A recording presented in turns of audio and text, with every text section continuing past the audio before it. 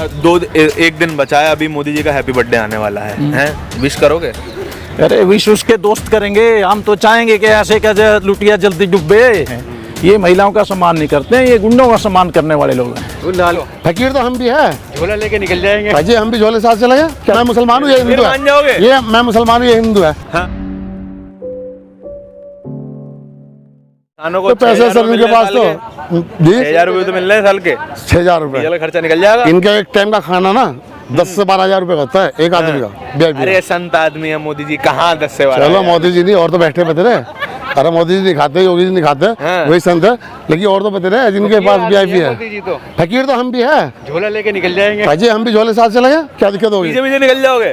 पीछे पीछे तो निकल जाएंगे, हाँ। लेकिन अगर सही रहेंगे तो पीछे ही निकलेंगे, ऐसी बात नहीं। अच्छा, हाँ अगर सही रहेंगे तो सही रहेंगे। आज देखो जब ये पहले मोदी को 24 में मोदी को वोट नहीं करोगे तो किसको करोगे बताओ? आप ये ना कौन है कहोगे प्रधानमंत्री के लायक इस देश में? हम कहते हैं दूसरी 2 सरकारें हो गई, सिर पर हाथ रखा, हाँ। मना लिया बच्चों की तरह, पटा लिया, हाँ। अब क्या बहला फिर लिया, पटोगे? फुसला लिया, अब क्या फिर पटोगे? ना मुल्किन से बात हो रही, क्या बात? ना मुल्किन है। अच्छा। ये नहीं है मेरे भाई हरियाणा से है, देखो आगे इधर आओ। हाँ। ये मेरे भाई हरियाणा से है, इनसे पूछ लो। दादा आपके फिर चलो ये मैं मुसलमान हूँ, ये हिंदू मान जाओगे? है, ये मैं मुसलमान हूँ, ये हिंदू है, हाँ। तो पूछ लो इनसे। अरे सर ये सब मत करो, आप पे ईडी वीडी लग जाएगी। अरे ये लग जाने वाली तो सब लग जाएगा, देश CBI लगवा देंगे आगे आपके सब, पीछे। वो तो देखो मैं काम है। के कर देंगे CBI लगाएगा। हमारे पास कुछ है ही नहीं, बस एक किसान कुछ है ही नहीं हमारे पास। हाँ। क्या पैसे लगे? आपको तो फंसाना बहुत आसान है सर। हाँ आसान है, हिंदुओं को तो बच जाएंगे, आपको फंसा देंगे ये कोई लोग। बात नहीं, फंसाओ फंसाओ, ये तो दुनिया फंस रही है। हाँ। अरे बात सुना, आप भी बोलोगे ना अगर खिलाफ तो सबसे पहले आपको फंसा देंगे। अरे मैं हिंदू हूँ, बच हाँ हाँ जाऊंगा। नहीं बचने के कौन सा हिंदू? जो बंगाल के अंदर इतनी ईडी पहुंच गई, दिल्ली में इतनी ईडी आ गई, हाँ। सब हिंदू पर लग रही हो, मुसलमान किस पर लग रही वो है? नकली अरे हिंदू सर है जी नकली नकली हिंदू है, अरे यूपी वाले है, असली हाँ। होते हैं। असली है सब में, सब असली हिंदू है। वो तो जो भी बोलेगा उस पर लगवा देंगे। अच्छा, उस पर लगा, आप भी बोलो गलत, आप भी लगवाएं। भाई लग जाएगी। ईडी और CBI से खतरा तो उनको है जिनके मोटे पेट वैसे। काला धन मचा करके। मजदूर और किसान जो है मेहनत की खाता है, उसको ईडी और CBI से कोई लो सर, खतरा जवाब नहीं है। हाँ। और ये मेहनत कश देश के लोग जो हैं वो लड़ेंगे। मोदी आ गया पूंजीपतियों के पक्ष में हो गया, उसके खिलाफ भी लड़ेंगे, कोई दूसरा आएगा उसके खिलाफ भी लड़ेंगे, जो भी पूंजीपतियों का पक्ष होगा उसके खिलाफ लड़ेंगे और उसने छोड़ देंगे। हाँ। ये आप तो फिर ये दोबारा देशद्रोही वाली बात कर रहे हो, ये गलत बात है। अरे देशद्रोही कौन है? ये देशद्रोही तो वो लोग हैं जो इस देश को हिंदू मुसलमान के नाम पर लड़वाने पर लगे हुए हैं, जिनका काला इतिहास रहा है आजादी में भी और आज भी। हाँ। देश के टुकड़े टुकड़े करने का, टुकड़े टुकड़े गैंग है असली ये हिंदू देश मुसलमान। की आजादी में लड़ी थी। हाँ लड़ी थी, बहुत अच्छी लड़ी थी, तभी तो भारत छोड़ो आंदोलन में थे ना, जिस टाइम नेताजी सुभाष चंद्र बोस आजाद हिंदू समाज को एकजुट कर रहे थे वो। अरे हिंदू समाज को नहीं एकजुट कर रहे थे, अंग्रेजों के पक्ष में उनके दल्ले बने हुए थे, कह रहे अंग्रेजों की फौज में भर्ती हो। गलत बात। देश माना सावरकर पेंशन लेते थे। देशभक्त तो नेताजी सुभाष चंद्र बोस थे जो आजाद हिंद फौज लेकर के लड़ रहे थे। जो लोग जो हैं RSS वाले कहते जो हैं कि हमारे साथ थे वो तो। अरे जो लोग अंग्रेजों के पक्ष में सरकार बना रहे थे और फौज में भर्ती कर रहे थे वो गद्दार थे, देशभक्त नेताजी सुभाष चंद्र बोस थे, अंग्रेजों के खिलाफ लड़ने वाले लोग थे। अब देखो इतना बढ़िया कर दिया दिल्ली का सेंट्रल विस्टा, बढ़िया घूम के आओ एक बार। अरे सेंट्रल विस्टा तो जैसी इमारतें पहले भी बनी और आज भी बनी हैं। हाँ। ये कोई नई बात नहीं है कि मोदी ने कर दिया। पटेल साहब की दुनिया की सबसे ऊंची मूर्ति बनवाई है मोदी जी ने। तो इससे क्या देश बदल गया? क्या इससे गरीबी खत्म होगी? क्या इससे बेरोजगारी खत्म होगी? क्या इससे महंगाई खत्म होगी? क्या इससे भ्रष्टाचार खत्म हो गया? हाँ। उसी पटेल की मूर्ति के नीचे क्या किया है मोदी सरकार ने? आपको कांग्रेस ने पैसा दिया। अरे कांग्रेस भी इनकी ही ना, भाई बंधु कांग्रेस हैं। क्यों आप? मेरे को नहीं लगा। कांग्रेस और मोदी एक ही थैली के चट्टे बट्टे समझते हैं हम। कांग्रेस की नीतियों को ही मोदी ने आगे बढ़ाया है, मोदी ने नंगे होकर के उनको आगे बढ़ाया है। अच्छा। लेकिन कांग्रेस और मोदी में फर्क यह है कि मोदी ने जनता को लड़वाने के लिए हिंदू मुसलमान के नाम पर उनसे ज्यादा आगे बढ़ करके दिखाई है। वो तो छुप करके पर्दे के पीछे सॉफ्ट तरीके से जो है कभी अपना जनेऊ बांध करके कभी हिंदू दिखा रहे थे, इन्होंने कड़े होकर के दिखा दिया कि भी हम तो हिंदू राष्ट्र बनाएंगे। क्या बताओ? भाई हिंदू होना चाहिए कि नहीं हमें? अरे हिंदू मुसलमान सिख ये तो आदमी ने बनाए हैं, सबसे पहले तो हम आदमी हैं। और आज देश में आदमी तो आदर्शवादी बातें हैं, आदर्शवादी बातें नहीं है, सच्चाई है। अगर आज जो है ना, वोट सुनो, देने के नाम पे आप भी हिंदू हो जाएंगे। अरे वोट देने के नाम पर हिंदू मुसलमान नहीं होंगे। हम देश के मेहनत कश लोग हैं और मेहनत कश लोग रहेंगे। हम अपने मेहनत कश लोगों के पक्षधर को ही वोट देंगे। अच्छा, एक दिन बचा है, अभी मोदी जी का हैप्पी बर्थडे आने वाला है, हैं? विश करोगे? अरे विश उसके दोस्त करेंगे, हम तो चाहेंगे कि ऐसे का लुटिया जल्दी डूबे। अरे क्या बात करो, जन्मदिन के दिन तो बधाई दे दो।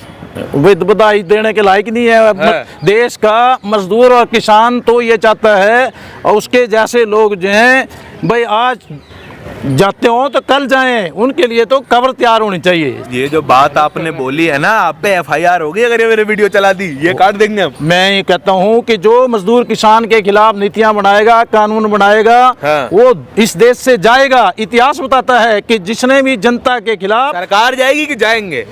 जिसने भी सरकार जाएगी, जिसने भी जनता के खिलाफ नीतियां और कानून बनाए, जनता के खिलाफ खड़ा हुआ है, इतिहास बताता है, उसको सबक सिखाया है जनता ने।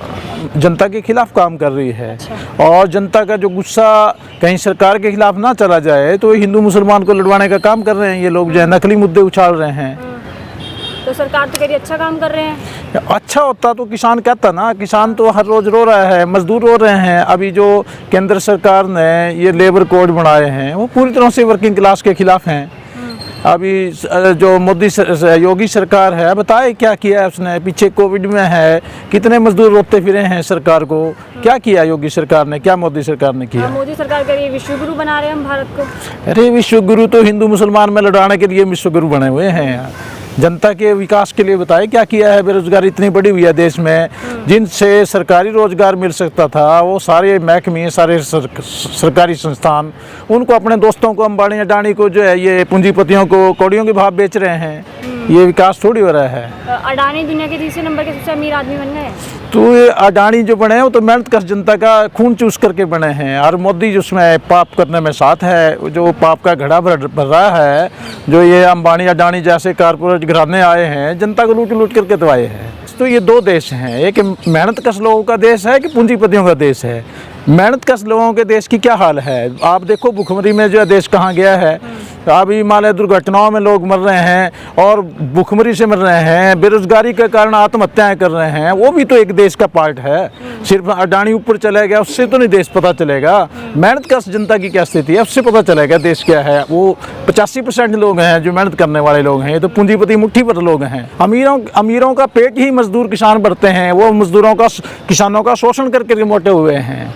बेरोजगारी पे क्या कहेंगे जो बढ़ती जा रही है महंगाई लगातार? महंगाई बेरोजगारी तो आज मोदी सरकार का एक ही काम रह गया है कि पूंजीपतियों का कैसे काम चलाया जाए। अभी आप तेल ना देख लो, ये डीजल पेट्रोल जो है अपना डीजल यूज करते हैं, अपना किसान यूज करते हैं, तो डीजल जो है कच्चा तेल बिल्कुल सस्ता भी हो गया, तब भी इन्होंने महंगा बेचा है। और इस पर जो टैक्स देखो, दुनिया भर का टैक्स लगा है, बहुत ज़्यादा टैक्स लगा हुआ है। अगर 10% भी सरकार टैक्स ले तो 30-32 रुपये जो है लीटर पेट्रोल डीजल बिकना चाहिए। ये तो खुली लूट है। इलेक्शन भी आ रहे हैं। इलेक्शन तो 24 में पूरे देश के भी आ रहे हैं। इलेक्शन से समाधान होता तो फिर तो अब कभी को हो जाना चाहिए था। आज जो ये बात चल रही है मजदूर किसान को लूटने वाली व्यवस्था की, पूंजीवादी व्यवस्था की, कारपोरेट घरानों को, पूंजीपतियों को मतलब फ़ायदा पहुंचाने की व्यवस्था की, ये पीछे से चल रही है। इसको सरकार बदल करके हल होने वाली नहीं है। तो आंदोलन के द्वारा देश में कोई क्रांति आएगी, भगत सिंह ने जैसे रास्ता बताया गया, इनकलाब आएगा, तभी समाज व्यवस्था बदलेगी। तो आंदोलन तो किया था किसानों ने, क्या हुआ? आंदोलन का परिणाम है मोदी सरकार को नाक रगड़ करके कानून वापस लेने पड़े हैं। हुआ क्यों नहीं है? और आंदोलन ही बताता है कि हम लोग जिंदा हैं। इससे इस सरकार का चरित्र का पता चलता है। ये कहती है हम भारतीय संस्कृति की ठेकेदार हैं, हम इस देश में विश्व गुरु बनना चाहते हैं। तो वे कैसे विश्व गुरु बनना चाहते हैं, ये इससे पता चलता है कि महिलाओं का सम्मान कितना करते हैं। एक जो है महिला 20 साल की गर्भवती, उसके साथ 11 लोग गैंग रेप करें, उसके परिवार के लोगों का कत्ल कर दें, उसकी आंखों के सामने बेटी को मार दिया जाए और उनको जेल में पहुंचाने के लिए अपराधियों को 20 साल लड़ाई लड़नी पड़े, और उसके बाद जो है सरकार जो है उनको माफ़ी दे दे, तो ये तो धिक्कार है इन लोगों के ऊपर। उन्हीं के लोग ये असल में स्वागत कर रहे हैं उसका। ये इनसे पता चलता है कि जो RSS का, भाजपा का कल्चर क्या है। ये किसके कैसे ही मतलब यानी कि स्त्रियों की कहते हैं हम बड़ा सम्मान करते हैं। ये महिलाओं का सम्मान नहीं करते हैं, ये गुंडों का सम्मान करने वाले लोग हैं। ये आपने देखा होगा कि ज्ञानवापी मस्जिद का भी मामला चल रहा था सिविल कोर्ट में। पहले बाबरी मस्जिद और अयोध्या का विवाद जो था, एक के बाद एक दूसरी मस्जिद, फिर तीसरी मस्जिद, इस तरह की जो चीज़ें देखी जा रही हैं, इस पर आपका क्या कहना है? ये पूरी तरह से सोची समझी साजिश चल रही है। यानी कि न्यायपालिका भी आज जो मतलब पीछे से एक डेमोक्रेटिक देश को, एक सेकुलर देश को जो न्यायपालिका को रोल प्ले करना चाहिए था, आज वो न्यायपालिका रोल प्ले नहीं कर रही है। वो आज कहीं ना कहीं मोदी सरकार के, योगी सरकार के प्रभाव में है। और वो जो आज एजेंडा उनका हिंदू राष्ट्र बनाने का एजेंडा चला हुआ है और अल्पसंख्यक समुदाय का दमन करने का एजेंडा चल रहा है, उस एजेंडे को आगे बढ़ा रही है, उसमें सहायक है। क्या लगता है आपको ये सब चीज़ें कहाँ जाके रुकेंगी? ये तो बात ये ना, देखो ये आरोप लगाते हैं दूसरे लोगों पर जो सरकार की नीतियों का विरोध करते हैं, उनको कहते हैं ये टुकड़े टुकड़े गैंग हैं। असल में टुकड़े टुकड़े गैंग ये लोग हैं जो आज देश को हिंदू मुसलमान के नाम पर लड़वाना चाहते हैं। अभी 1947 में क्या बात थी? कौन जिम्मेदार थे इस देश के टुकड़े करने के लिए? जो धर्म के आधार पर देश को खंडित करना चाहते वही लोग तो जिम्मेदार थे। चाहे वो मुस्लिम लीग के मोहम्मद अली जिन्ना हो, चाहे वो हिंदू महासभा हो, चाहे आपकी आरएसएस हो, या दूसरे लोग हों जो इनकी विचारधारा के लोग थे। तो नेहरू को ही जिम्मेदार ठहराती है हर बात के लिए। ये मतलब वैसे तो सभी चीज़ों को जिम्मेदार ठहरा देंगे, लेकिन इतिहास की सच्चाई तो नहीं मिटेगी।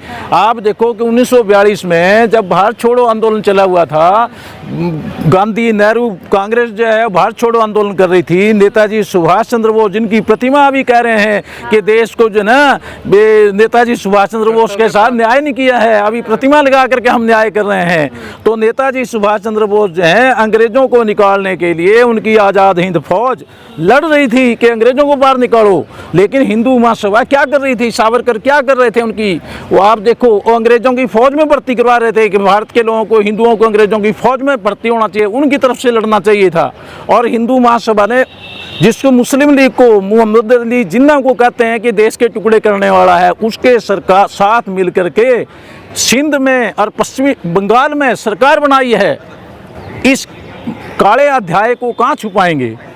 तो ये इनका तो इतिहास हम देखें, आज़ादी के आंदोलन में भी हिंदू मुसलमान को लड़वाने का इतिहास रहा है, अंग्रेजों के खिलाफ लड़ने का कोई इतिहास नहीं रहा है। खबरों में बने रहने के लिए फोरम 4 को सब्सक्राइब करें और नोटिफिकेशन पाने के लिए बेल आइकन दबाएं।